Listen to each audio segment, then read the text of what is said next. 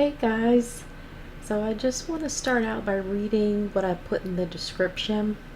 It says, this matrix that we live in wants to control the meaning behind symbols that we're constantly bombarded with because 1, it is trying to hide the fact that 2 singularities have already occurred, and 2, it's trying to hide the retrocausality language that is trying to communicate with us in order to make us aware of the spiritual singularity, unquote.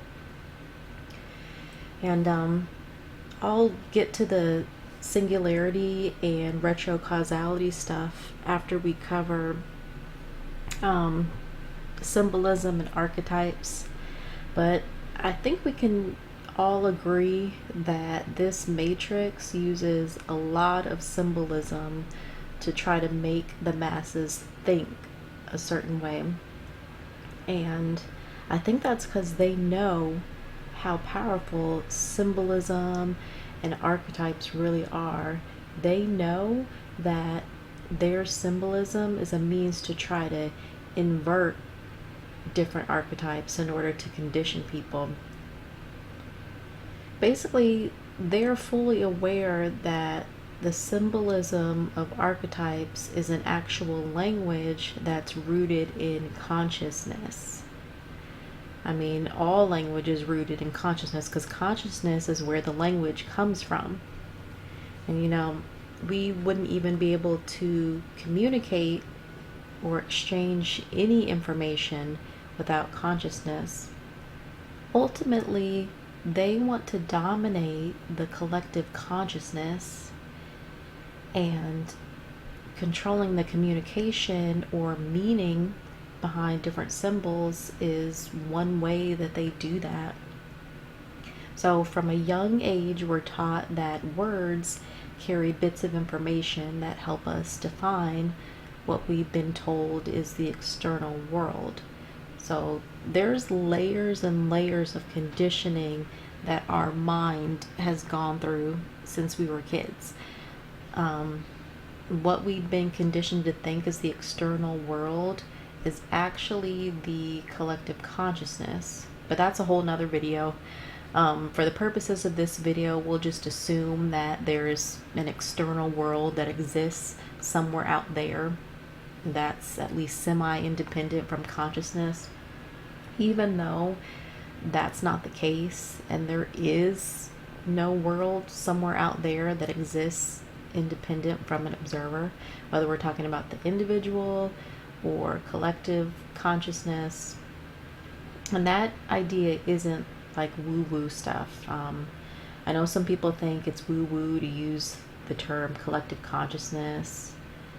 I'm just saying, like, the double slit experiment actually proved that it's only once something is observed that the probability wave collapses into what we call a particle. So it's consciousness that literally collapses the probability wave into perceivable reality.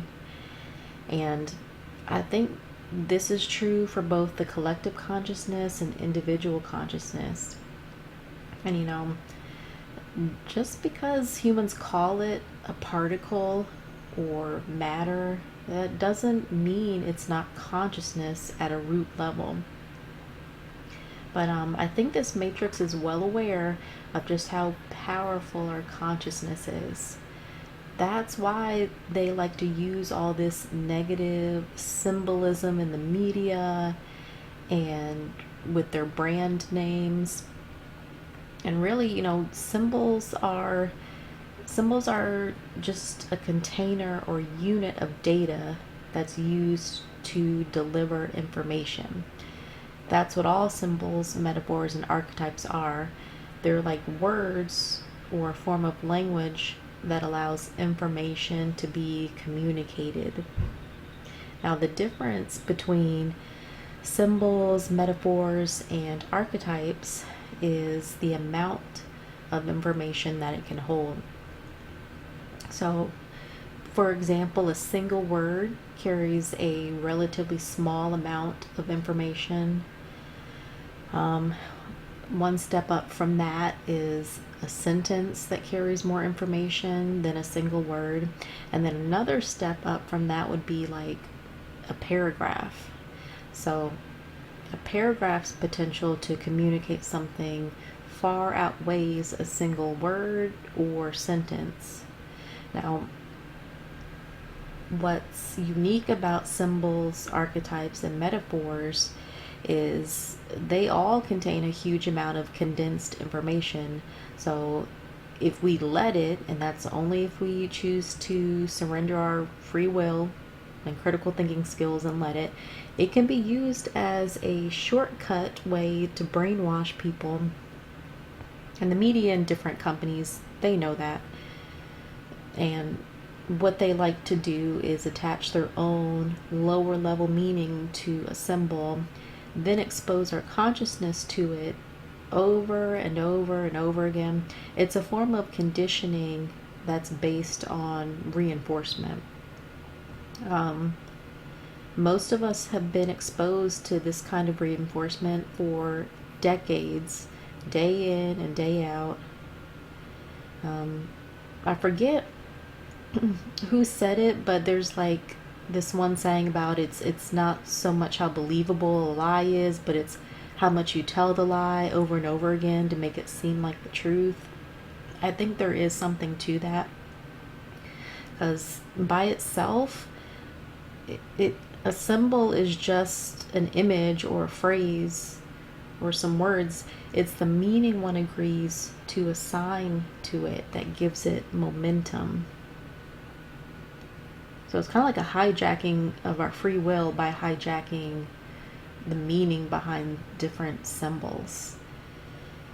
But just to get our definition straight, so a symbol is, quote, a thing that represents or stands for something else, especially a material object representing something abstract, according to the Oxford Dictionary anyway. And a metaphor is an analogy that allows us to, quote, map one experience in the terminology of another experience to acquire an understanding of complex topics or situations, unquote. And that's according to qualitativeresearch.net.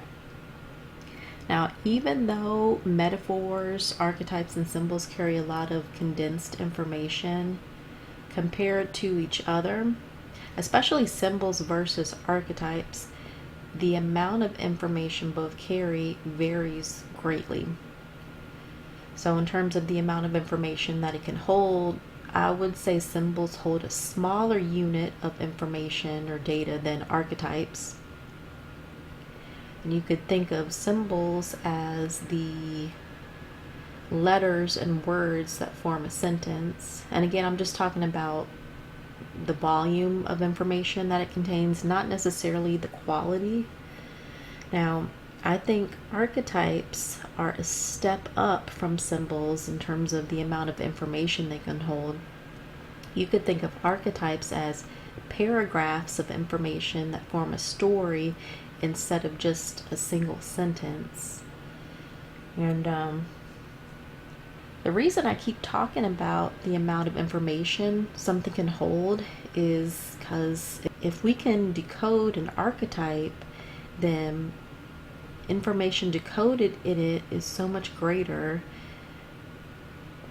that its meaning actually trumps the lower level meanings that the matrix has attached to different symbols, if that makes sense. And I'm not saying that there's no such thing as negative symbolism. What I am saying though is archetypes contain more information, which allows a more complete story to be conveyed about the meaning behind whatever something represents. So Jungian psychology defines archetypes as innate universal dispositions that form the substrate from which the basic themes of human life emerge. Quote, the archetypes are components of the collective unconscious and serve to organize, direct, and inform human thought and behavior. Archetypes hold control of the human life cycle, unquote.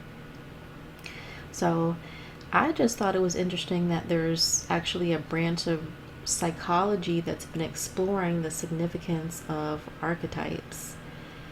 And y'all already know archetypes aren't just in psychology, they're a huge part of any form of art that involves a creative process, which makes sense when we consider that creativity, that's an organic process that takes place in consciousness. And I think that's why a lot of us are starting to pick up on the different archetypes in movies and music. I just want to read a short quote from literaryterms.net. Quote, "The most famous example of an archetype is the hero archetype. Hero stories have certain elements in common.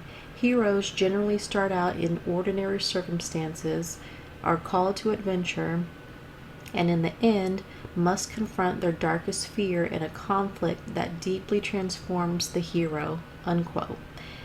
And Servicescape says, quote, "Archetypes allow the audience to connect certain parts of themselves with the characters, which can help them to become more invested in the story. This experience can help the audience to see parts of themselves that maybe they hadn't considered before," unquote. And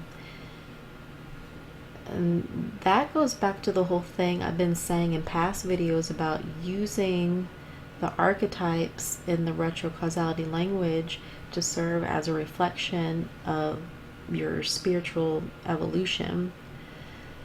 So I think there's more to archetypes than we've been taught. I think there's different levels of information encoded in symbols and archetypes that we can tap into. And within each level you observe, there's more or less, I guess, what you could call source code. It seems like the lowest level of information of the symbolism hierarchy is what most people have tuned into. And I think that's because this place is dominated by the lower collective consciousness. So at the very bottom level of the symbolism hierarchy, there's complete blindness. I mean, there's so much lack of sight that the ability to see the symbolism and archetypes isn't even there for most people. It's right in front of someone's face, but they just don't see it. So the encoded deeper meaning is there, but it's not something that that person is able to perceive. It's not in their awareness.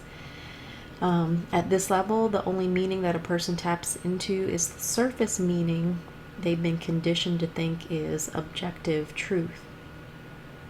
So in their mind, X equals X. For them, an apple is simply just an apple, nothing more, nothing less. And it certainly doesn't carry any symbolic meaning. They think it's objective, but it's not. And, even from a materialism perspective, if we really examine it, it's not an apple. It's not even a solid object. I mean, mainstream science even admits that it's 99.9% empty space. But they cling to this lower level of understanding because it's what they're used to, it's what they're comfortable with, and they'll actually criticize anyone who thinks outside the box and tries to redefine the meaning. And this all goes back to the whole, Plato's shadows in the cave thing. But the next level up from that bottom level of the symbolism hierarchy is X equals Z. So it's the X equals Z level. And I think this level is where most truthers get stuck, because we've overcome the blindness of the bottom level, and realize that the apple is more than just an apple, it becomes obvious that the apple is a symbol for something else. But we make the mistake of giving our power away to the matrix by letting the quote-unquote authorities define the symbolic meaning behind the apple. So we can see that a lot of people have been tricked into being blind, but we still stay on that limited symbol level because the symbolic meaning we choose to assign to the apple was actually taken from the entities who manipulated us in the first place. So basically, the deeper meaning that we're able to derive from the symbol is still manipulated because it's not derived from our own consciousness. And things can get really confusing when we adopt the symbolic meaning of our manipulators and mistake it for our own. A lot of times we've been conditioned so much, even within the truther community, we've been conditioned so much to believe that a certain symbol represents what the manipulators say it does. That we forget that we even had the option to choose at all. When I see a slice of pizza, I choose not to associate it with child abuse. Am I denying the child abuse? Of course not. What I am denying, though, is the symbolic meaning that's been forced upon us. I mean, just think of the level of mind control that makes someone automatically be reminded of child abuse every time they see a slice of pizza or hear the word pizza.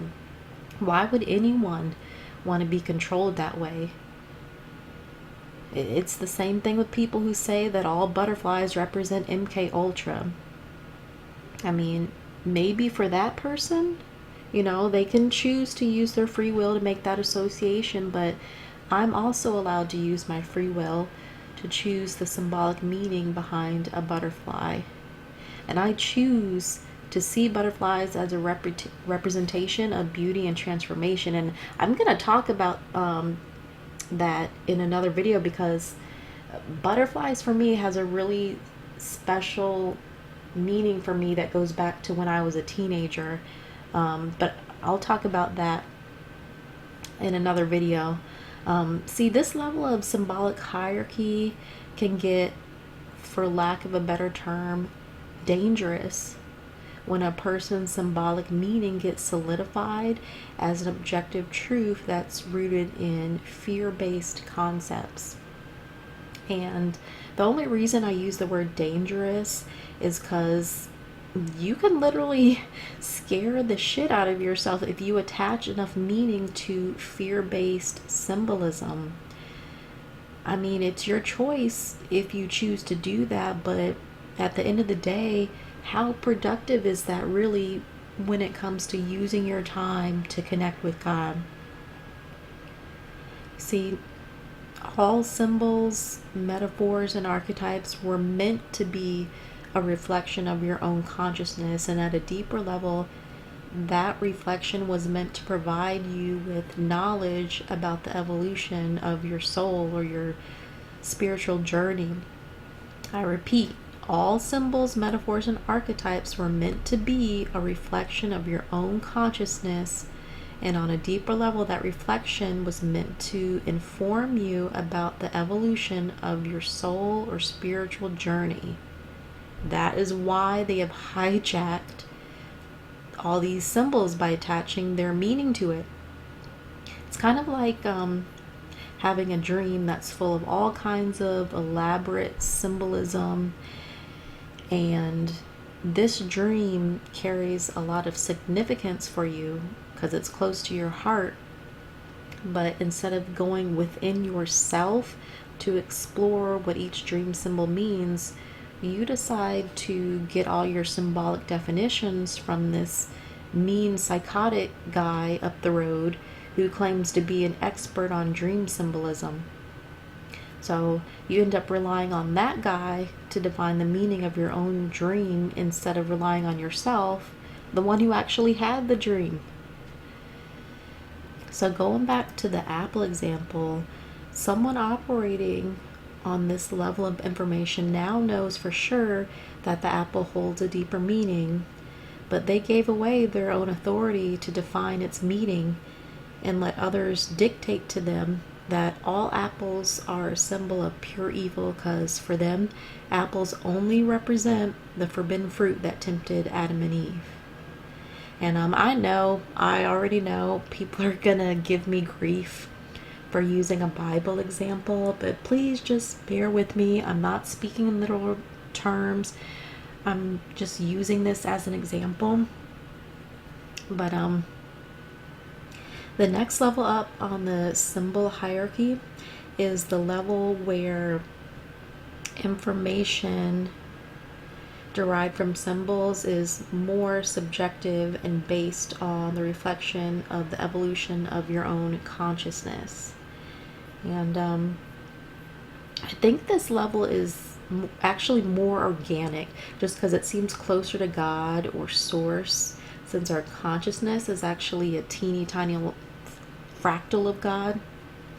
Now, even though it's teeny tiny, it's still encoded with information about higher level symbolism, because that's the nature of a fractal.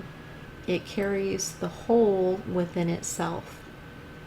And when I say we, I'm talking about our soul. Our soul is a holographic consciousness fractal of God. So on this level of the symbolic hierarchy, we no longer rely on authority figures of the matrix to give us the meaning behind different symbols. I mean, why would we? We already know their symbolism is built around a language rooted in fear and ego-based concepts. So at this higher level, X equals Y or Z, and it's up to you to decode whether you want to tune into fear-based conditioning or love-based universal truths. Because remember, a symbol by itself doesn't hold any meaning until the meaning is given to it. In the end, I think each person has to kind of ask themselves, do I feel more comfortable letting the matrix assign the meaning, or do I want to make an effort to tap into higher symbolic meanings? Now, that's not to say that everything is just, sunshine and lollipops, and the symbols used in archetypes can include light and darkness. So both the hero archetype and the villain archetype are real things. It's more so about deciding which one you want to pay more attention to and identify with. And I think it's also about building up our immunity to all the BS conditioning we've received from the lower collective consciousness. Basically, on this level of the symbolic hierarchy, we aren't stuck in the box of having to follow their negative protocol for defining what a symbol represents. So from this higher level, we don't have to associate all apples with evil and temptation. On this level, we're able to expand our mind to understand that apples can represent higher universal truths that align more with God. So for example, I can choose to associate an apple with the seeds inside of it, and for me, the apple seeds represent life and creation itself, because when those seeds are planted in the dirt, they grow into new life in the form of a tree. But that new life wouldn't be possible without a combination of water, dirt, sunlight, and of course, the seeds. So each element, the seeds, water, dirt, and sunlight, are symbols that could stand alone by themselves. But what an archetype does is it puts multiple symbols together to create a story that's based on universal truths. That's the difference between a symbol and an archetype. So within this archetypal story of the apple, for me, the water and sunlight represents God's love, and the dirt is symbolic of the lower collective consciousness called earth. And then the seeds could represent us because we carry the potential for new life. But do y'all see how the apple archetype got overlaid with the symbolism to bring out a story of universal truths? So what an archetype is able to do is move beyond a single symbol and see the larger picture or story behind it. Now, a lot of times some symbols like the dirt, that doesn't carry enough data by itself to reflect higher universal truths, but when it becomes part of an archetype, we're able to get more information from that symbol. So the dirt takes on a whole new meaning. The dirt is no longer just about, negative, unclean stuff. I mean, by itself, you could see it that way, but when we see the bigger picture behind the dirt, it takes on a more expanded meaning. That's why archetypes will always trump symbols, even if it's a negative symbol, because archetypes carry a larger amount of information in the form of, I don't want to say a narrative, but you could say a narrative for lack of a better term. And the archetype gives you the full story behind a symbol. And, I suspect that the higher you go, the more expanded the symbolic archetypal meanings become.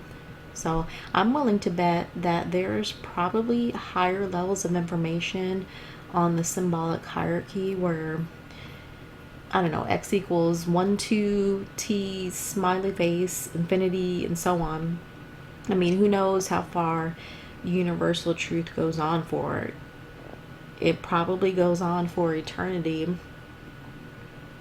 But what I'm finding is the higher up you go, the easier it is to discern spiritual truth that's based on concepts related to God and love. So how do we get to these higher levels of symbolic understanding, especially when we're surrounded by just so much BS and conditioning? I think it's about doing the inner spiritual work to not only build a really strong connection with God, but also recondition our mind to break out of the years of brainwashing. And when I say mind, I just mean the thoughts we think, because the mind is like a filter that all information has to go through before it comes into our awareness. So you kind of have to wipe the lens of that filter clean in order to be able to see things clearer. And there's different ways to do that. For me, I've been working on doing or practicing mindfulness. So being in the present moment, because when we're constantly focused on the past or future, that's when the mind can kind of run amok and strengthen all the lower collective consciousness conditioning. Also, just being aware of being aware. I know that sounds kind of cliche, but awareness is something that's separate from the mind. So I define consciousness or awareness as the essence of what we are. And like I said earlier, I define mind as the thoughts we think. But a lot of times we're on autopilot with our thoughts, and we're not even aware of the constant chatter and commentary going on in our head all day. So being aware of awareness is being conscious of what I am instead of getting pulled into the minutia of identifying with the thoughts I think. And I'll put a link in the description below to an awareness video I did if you're interested. But I think another part of tuning into the higher levels of different symbols and archetypes is just being aware of the situation that's happening to humanity. I don't want this video to be too long, so I'm gonna try to be as brief about the two singularities as I can. So there's two singularities that have already occurred, and when I say already occurred, technically they've occurred in the future, but there's only the now. So they're occurring right now and also in the future, which doesn't, I know that sounds like it doesn't make sense, but the consequences of both singularities have such a profound effect on consciousness that its effects are rippling back into its past, which is our present, in order to create a self-sustaining time loop for itself. Quantum physics calls it retrocausality.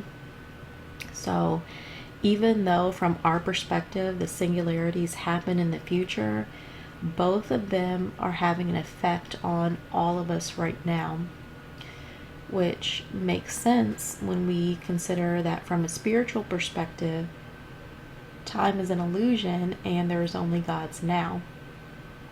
The two singularities are the technological singularity and the spiritual singularity. And like I said, both singularities have already happened. So the reason life seems so strange and polarized right now is because, like a magnet, some people are being pulled to merge with the technological singularity, and some people, a smaller number, are being pulled to merge with the spiritual singularity.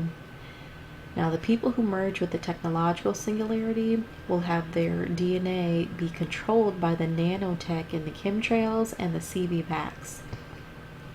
It's a form of transhumanism, but it's on a DNA level. We were lied to about the transhumanism being about us merging with metal robots in order to hide the real transhumanism. The real transhumanism is the DNA transhumanism that already is / will happen. Now, the people who merge with the spiritual singularity will merge with Christ consciousness. And just like with the tech singularity, some people are already starting to merge with it. But as far as I know, people are only merging with the Christ consciousness for short periods of time that come and go in waves. And there's really no words for the Christ consciousness when you're in it. It's so beyond any human words that we could ever come up with to describe it. And when you're in it, it literally affects your memory and ability to measure time. That's how strong the bliss is. But as you break out of the negative symbolism conditioning we've been bombarded with our whole life, when we can do that, we can start to hear another language that, believe it or not, is actually being communicated to us from the future. I call it a retrocausality language, and I think it's a direct result of the spiritual singularity.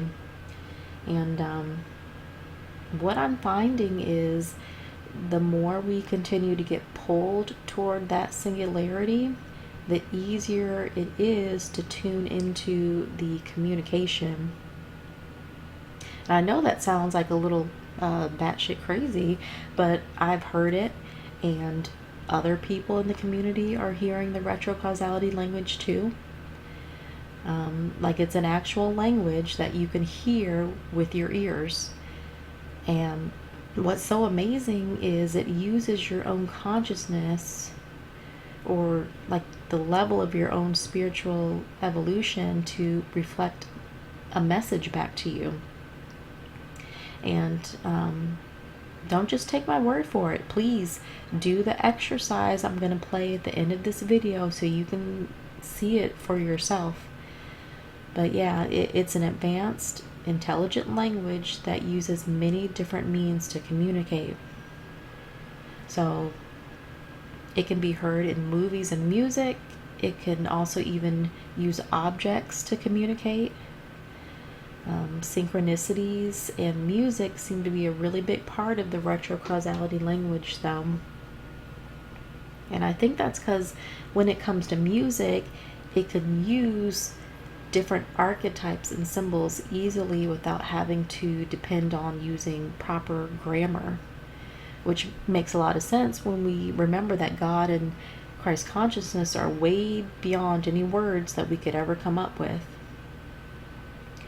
Now, the thing is, not everyone is able to perceive the retrocausality language, and that's how the Matrix wants it. This Matrix tries so hard to overlay its own lower frequency meanings on top of everything to make us blind and deaf to the retrocausality language. And it does that by constantly trying to condition our mind. It's a constant thing. Because remember, the human mind, like I said, it acts as a filter. It's a filter that all information must pass through in order for it to come into our conscious awareness.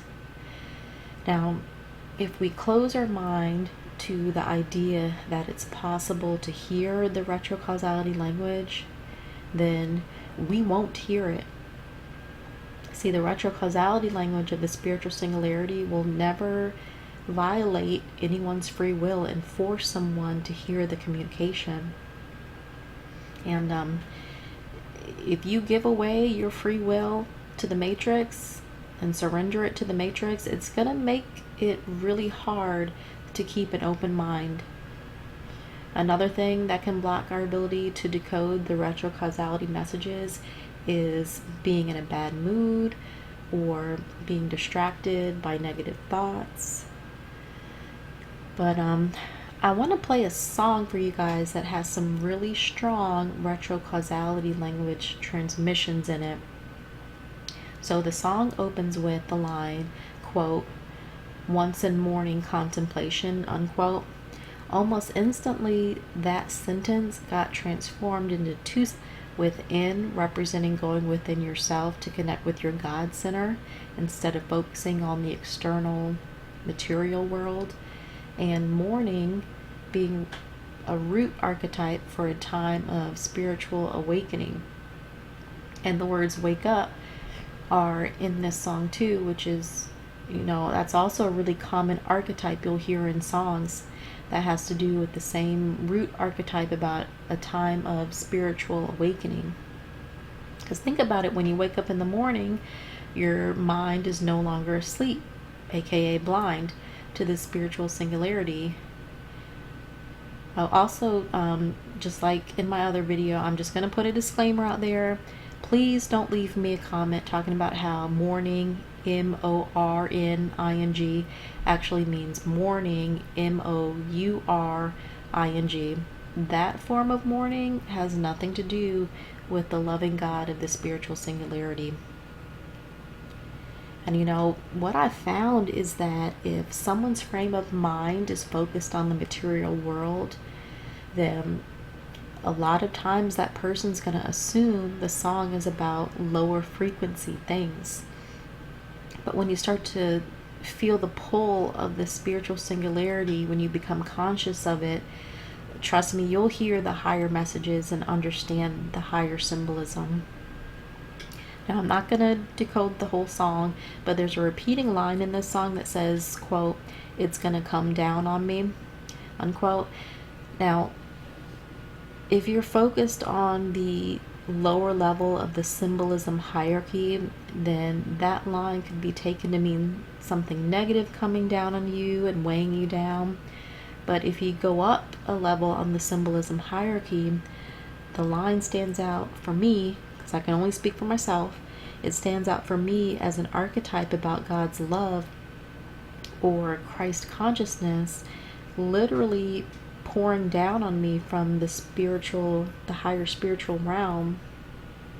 And when we awaken to the spiritual singularity and Christ consciousness being real, you could say that your mind and spiritual sight literally gets turned on. It's like our perception turns on. So for me, the symbolic meaning behind the word "on" got transformed to mean turning your mind on to see that the spiritual singularity in Christ consciousness is real.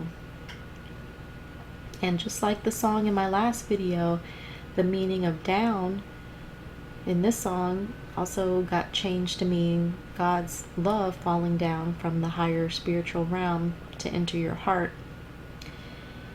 And the word fall got changed in the same way.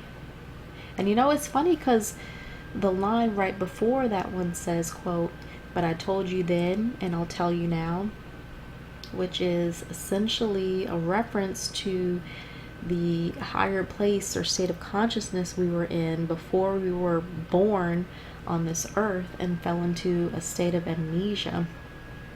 I really do believe that this place is not our real home, and at some point we'll return to a higher state of consciousness. And this time around, it'll be while we're still on earth, as the spiritual singularity keeps pulling us. Now, one of the main reasons I call it a retrocausality language is because a lot of times it seems to communicate in a way that's trying to let us know that time isn't linear. And you know, if we're talking about communication that's being spoken to us from the future's spiritual singularity, then it makes sense that it'd want to convey things about the nature of time. So the part in the song where it says, quote, "But I told you then and I'll tell you now, it's going to come down on you," that line got transformed to mean we were told about a higher state of consciousness directly through experiencing a higher state of consciousness back home, you know, before we were born. And we're being told now through this song about a higher state of consciousness and how it's going to fall down on us. Not everyone though, just, you know, people who merge with Christ consciousness. And there's even a part in this song that mentions a cold black temple.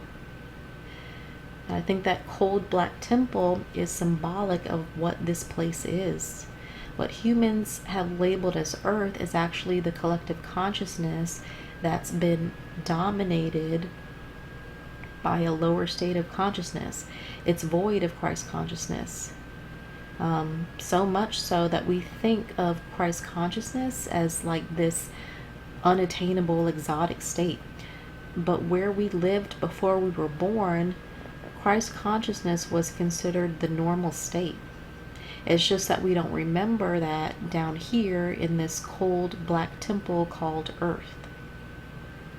And I know this video is getting to be too long, so I'm not going to decode the whole song, but real quick, the song mentions the word calling, which is a basic archetype for being communicated with through the retrocausality language.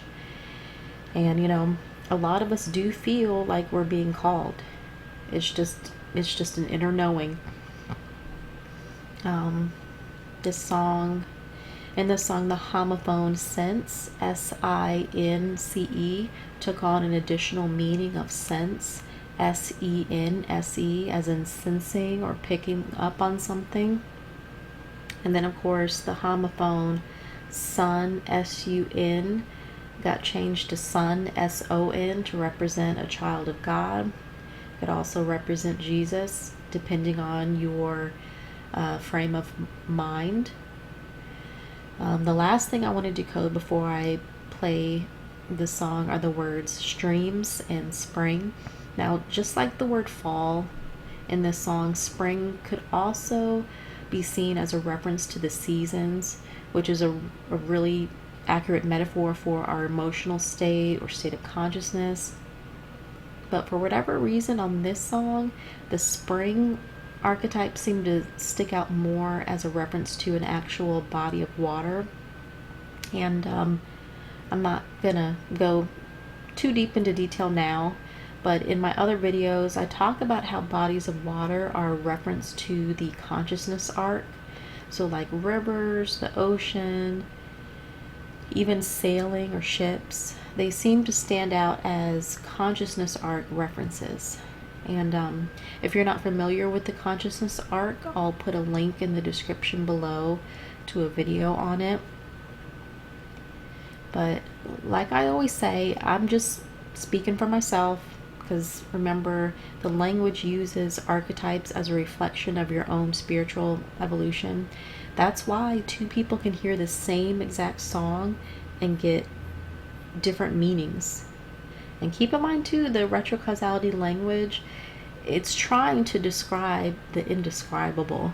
So there'll be times when it won't follow what we label to be proper grammar. But just make sure you're looking at the screen. That way you can see the lyric changes I highlighted as you're listening to the song, just to emphasize the retrocausality codes. And just, use this time to slow down and focus on God. All day long we spend that time running around, but take some time to slow down. So take a moment to clear your mind of all the distractions and negative thoughts, and just focus on God and ask yourself, God, if you could send me a message or a sign through this song, what would you want to tell me about?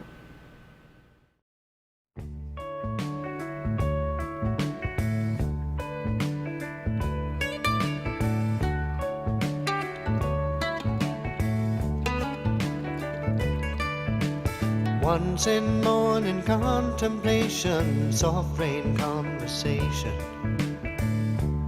falling softly on my pain, and far away a bittersweet refrain keeps a calling me.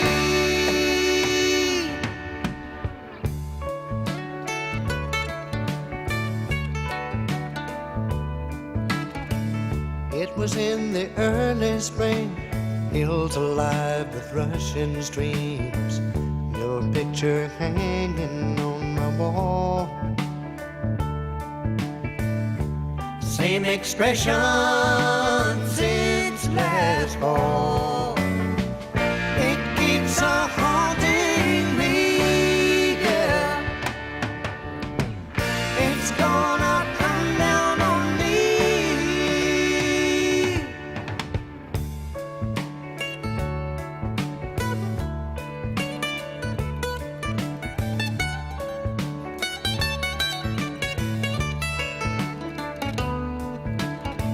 Said you had it figured out in your pretty little head, politics and tricks and all them things I said.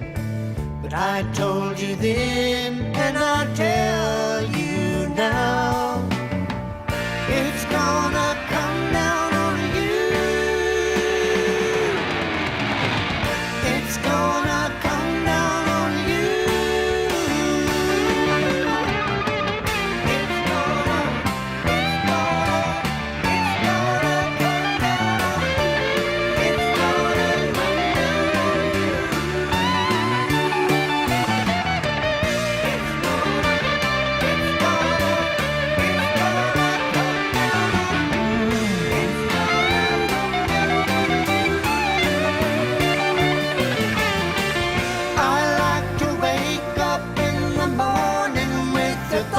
About me, shining like the sun on the mountaintops of love. I'd like to reach you in that cold black temple you've been building, but I know it's gonna come down on you.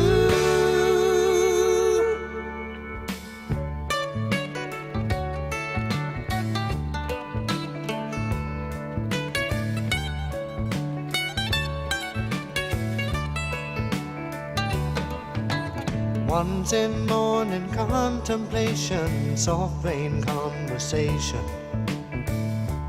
falling softly on the pane, and far away a bittersweet breeze